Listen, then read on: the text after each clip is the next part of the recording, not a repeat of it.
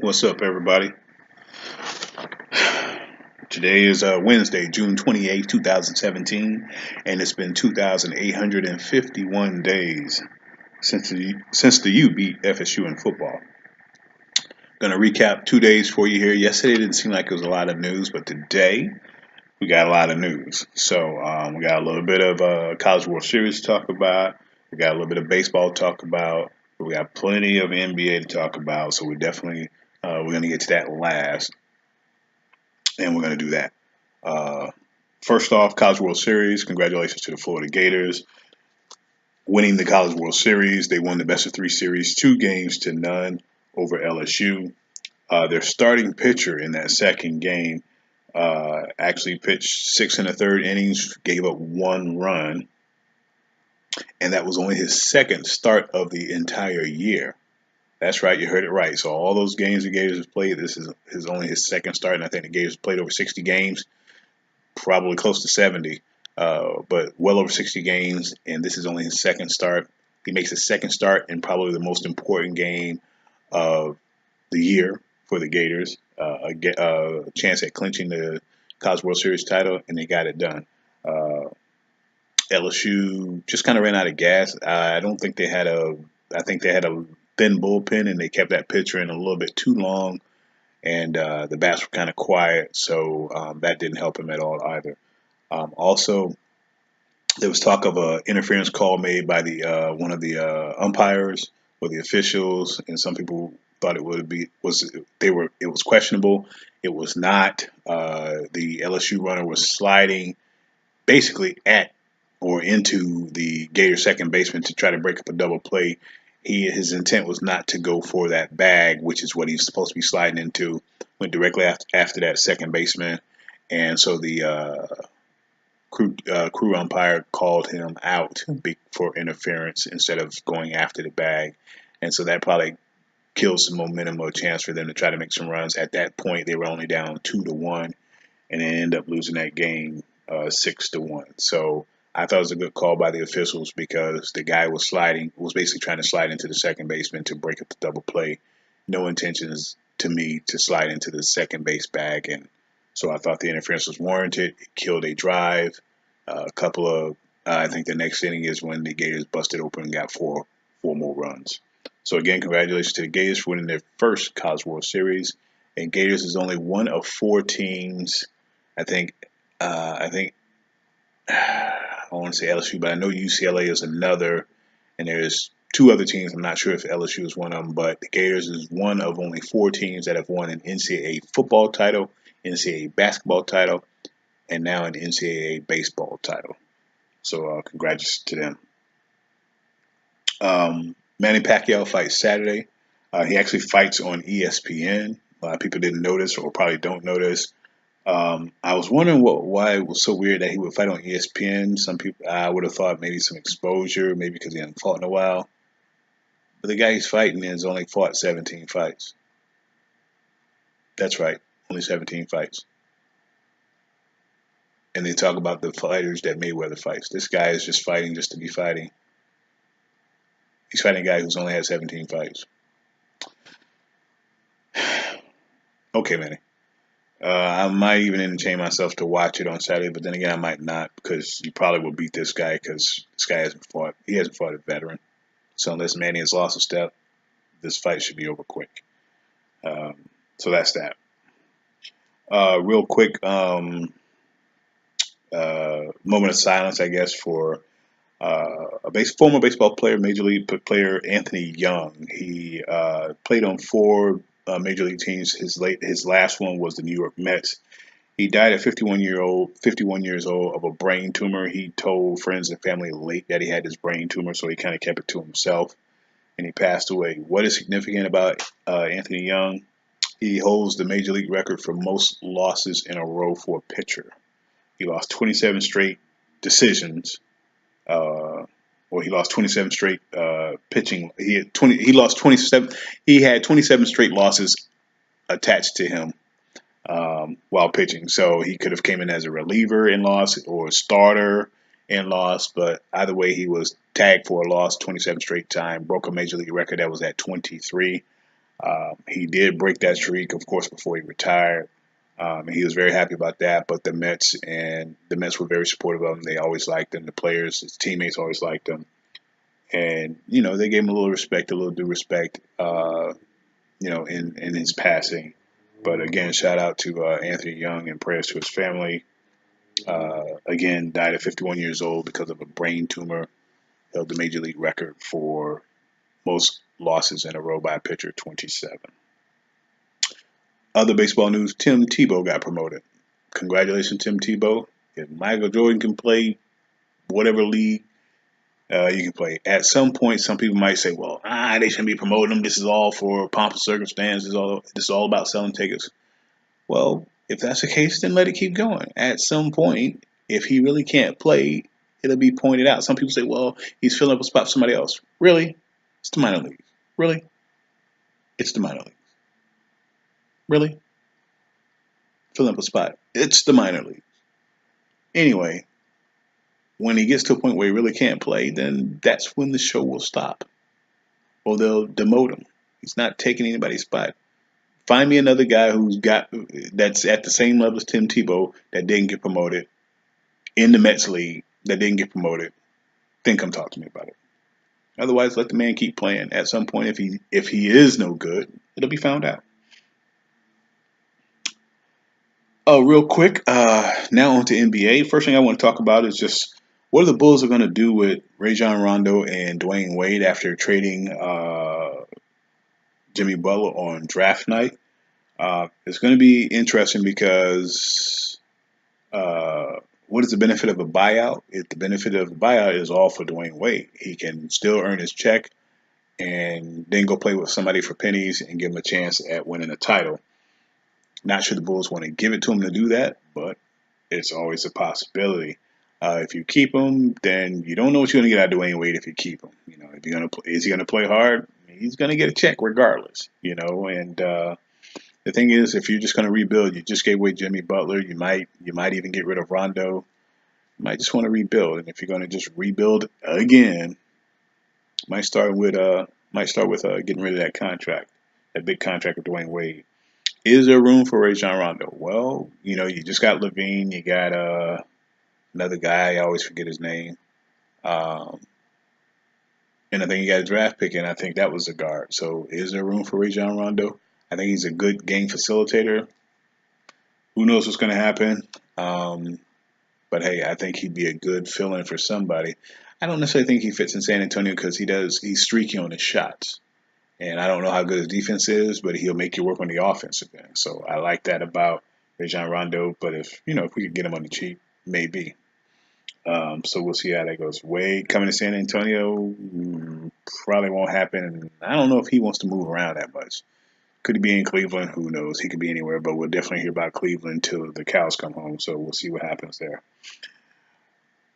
I said, well, would Rondo fit?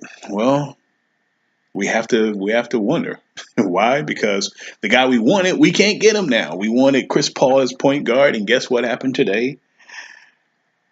The Clippers and the Rockets made a deal to get for the Rockets to get Chris Paul. The Rockets are going to give Patrick Beverly, Lou Williams, Montrezl Harrell, and Sam Decker, and a conditional first round draft pick to the Clippers for Chris Paul. Now you're all saying, "Oh, that seems like a lot." Well, you got to match the numbers, and those contracts add up to about 16 million. Those players' contract added to about 16 million. I guess the other nine will be carried or weighted with the first round, the conditional first round draft pick. It has to be a top three pick, or the Clippers won't get it. I think that's how it works out. If it's a top three pick, the Clippers won't get it, or vice versa. Anyway, it's a top three conditional pick. Anyway, I do think that the Rockets gave up a good part of their bench to do that. You're talking about Lou Williams. Lou Williams, one of the best guys off the bench when you talk about shooting. I'd like to see him in San Antonio. That'd be pretty nice. He'd be a good backup. And if we put uh, Simmons at the two, Lou Williams would be a great backup for that. Patrick Beverly is a defensive stalwart. He's a beast. He's a monster. He doesn't have the shooting of Chris Paul, but he has the defense. Um, he can be streaky at times, and I mean positive streaky in this particular thing. So that could be helpful. Will he fit in the Clippers mold? don't know why, because they kind of already have the point guard. The point guard is the coach's son. That's right. Rumor has it that Chris Paul didn't get along with Doc Rivers after he decided to get his son, and his son was taking some of that playing time, and he might have been messing up the flow, the rotation. But of course, his son, Austin Rivers, got a lot of playing time when Chris Paul was hurt. I think with the finger. So I think a couple of guys there. Austin Rivers played well when Chris Paul was out, but then Doc still tried to get him some playing time for Chris Paul, and maybe it was a little bit too much, and maybe that might have been what kind of messed up the rotation and the flow for the Clippers. Decker can fit in there, if he can get some playing time. Like I said, they may lose Blake Griffin, and Decker's no Blake Griffin, but he's the size of a power forward. And if you change how your offense is going to look, more shooters than half court game, then Decker's going to come and play that. Montrezl Harrell, I like his grit on the defensive end. Uh, he might have some limits offensively, but he can get better. But if he, I think he fits good in anybody's system. So right now he's cheap. So it's an option there for him as well. And I already told you about Lou Williams. I love Lou Williams. I think he fits in anybody's system because his job is just going in and get buckets, and he does it pretty well. So I think he's a great guy off the bench if you can get him cheap. I would not want to see him in Golden State. And if the guy wants to win a title, it might be something that he's looking at, and that would scare the hell out of me. So I'd like to see him in San Antonio, but you got to be careful about Golden State. Golden State makes moves, and they make moves, so you got to be concerned about that. What Chris Paul did in L.A., some people might, you know, say it wasn't that big of a deal, but when you talk about a program that had never had a 50-win season until Chris Paul got there, had only been to the playoffs 4 times before Chris Paul got there. They went to the playoffs all 6 years Chris Paul was there, and they had, I think, 5 50-win seasons while they were there. Unfortunately, they did not make any Western Conference Finals, or they surely didn't make any NBA Finals, but I don't think they made any Western Conference Finals. And, of course, that will be the knock on that team. I don't put a knock on a player because it's not an individual sport. So if it was tennis, I would say, hey, well, you never made a Grand Slam final. Well, you're an individual, so I can put that tag on you. You can't put that tag on guys when they play as a team. It's from the coach on down. So you got to be able to play. Everybody's got to play well. You got to get a little lucky sometimes. They had some injury problems with Blake Griffin. Chris Paul had been hurt a couple of times, so sometimes it happens. Sometimes you run up against the wrong team at the wrong time, and it can happen. So, but he did the best he could. I thought he's one of the best point guards in the league, and like I said, I wish San Antonio would have got him. That would have been big. Maybe DeAndre Jordan should have gone to Dallas last year if he knew this was going to happen. So that's pretty interesting right there. Will the Clippers already have him on the trade market? Are they going to just start all over? They're going to keep one of those guys. It'll either be Blake or DeAndre Jordan. I think they keep DeAndre Jordan, believe it or not. You want to trade him after you begged him to stay last year. And then Blake Griffin, who can't stay healthy, and that's a big price tag that comes with him. I put my money on keeping DeAndre, but they may get rid of all three and just start all over. So you'll see what happens with there. Are the Rockets better? I think they're better from a starting five perspective. I think they're not the caliber of starting five like Golden State, but they're a good starting five. D'Antoni will have to do the same job that Steve Kerr did, and that's to build a bench, get them to playing time, get them to understand the system. But the Rockets starting five are going to have to get it done. You got Chris Paul, you got James Harden. But does anybody else really scare you from the offensive end for Houston? You're still going to have Ariza, but then you got rid of Lou Williams. Time will tell. They're going to have to put something else together to get that done. So we'll see what happens concerning that. Phil Jackson. Phil Jackson has cut ties with the New York Knicks. His $60 million over 3 and 3.33 years. There, $60 million. That's basically $50,000 a game that the Knicks paid him to a 50 and 171 record. I think it was something like that. Could have been worse. I don't know. 70 and 171. All I know is they got 171 losses. They have three straight 50 loss seasons, and all this goes to say is that just because you're a great coach don't mean you're a good GM. And Phil wasn't necessarily a bad GM to me. I thought the problem was is that he couldn't get the coach and the players to buy into what he was doing. Since Phil wasn't coaching his team, he can't make them run triangle because he's not the coach. It's the coach that's got to make the players run the triangle, and then the players got to want to run the triangle. He would draft and he would go get free agent triangle players, but they did not want to run the system. Okay, if they don't want to run the system, then what do you got? And if the coaches don't try to run the system, what do you got? I don't think Jason Kidd was trying to run the system, so he went and got Jeff Hornacek. I think Jeff Hornacek tried it. Then he said, "Hey, pick and roll is going to work." And Knicks had spurts where they were playing pretty well. That might have been because they were doing a little bit of pick and roll in there. And, Phil, being stubborn, got to press some buttons, says, hey, nah, we're going to run what I want to run. And that didn't happen. And so you build up problems. The team wasn't doing well, so Porzingis got upset. And, so Phil wanted to push his buttons, talking about trading or insinuating trading him. And that wasn't going to happen. James Dolan was not going to let that happen. He didn't want to. He wasn't going to buy out Melo because then that bails out the mistake that Phil Jackson made by grabbing Melo. Melo wasn't a triangle player, even though Phil might have tried to talk him into it and say, "Hey, you can finally become the elite player that you want to be. Just run this triangle." And Melo was like, "Nah, I can't do it. I'm ISO, baby." And so that was the problem.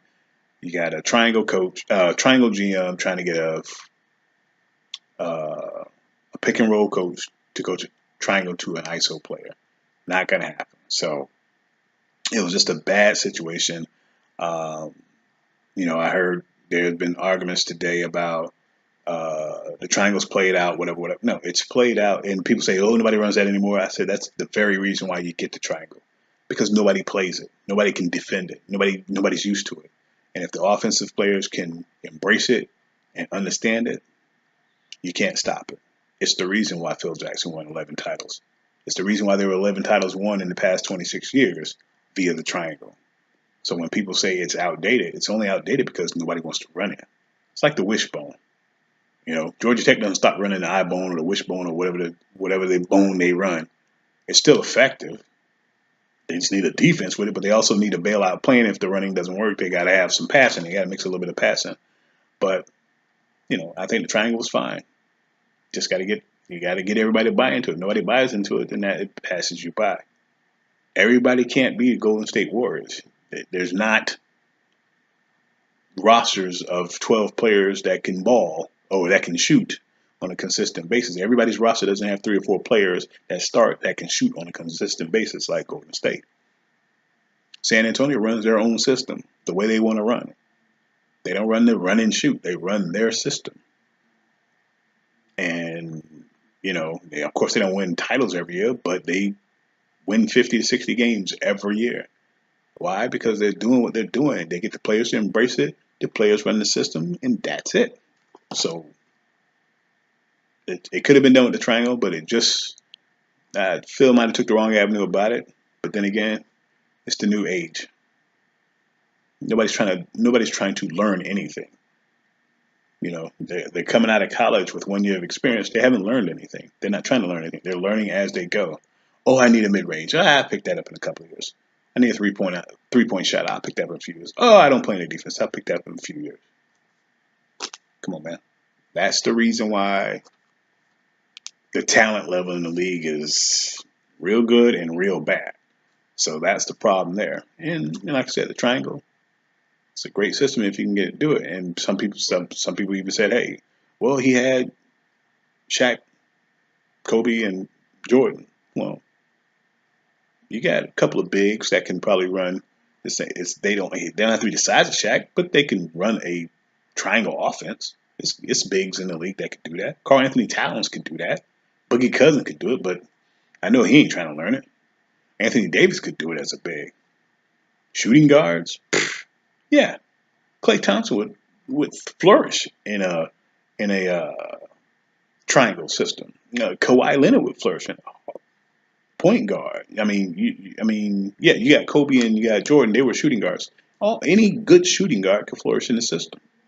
with a big, and then you have pretty much role players around it. And there's plenty of teams with plenty of role players that can fit in it. But hey,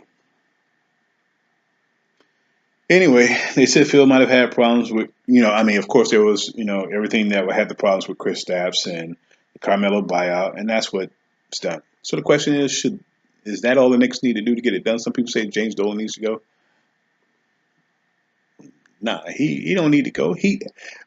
I remember when they first grabbed Phil Jackson, everybody said, "Oh, he's the savior. Phil's gonna get it done." Blah blah blah blah blah blah. Well, Phil ain't coaching these teams, and that's why I tried to tell them. Then Phil ain't coaching these teams, and he's trying to run a triangle, and he can't get him run a triangle. It ain't gonna happen. So now everybody's saying, "Oh, I'm glad Phil is gone," but these are the same people that was happy that Phil was there, and now he's gone. They're gonna blame Dolan for getting him. Wait a minute, you were loving him because you got him. Who are you gonna blame? You don't get rid of Hornacek. Hornacek they had moments. The Knicks had moments this year. Let Hornacek keep coaching them. I think he can get these guys to the playoffs. I don't even think you change his team much. This is a playoff team now that they have a coach who is not going to have any reins put on him. That's my opinion. Now, if they change the team, I'm going to come back and tell you that that was a bad move. But if they don't change this team, this is a playoff team. So that's my spill on the Knicks. It's probably the nicest thing I'll say about the Knicks right now. But Dolan doesn't need to go. He just trusts guys and bring them in to get it done, and they don't get it done.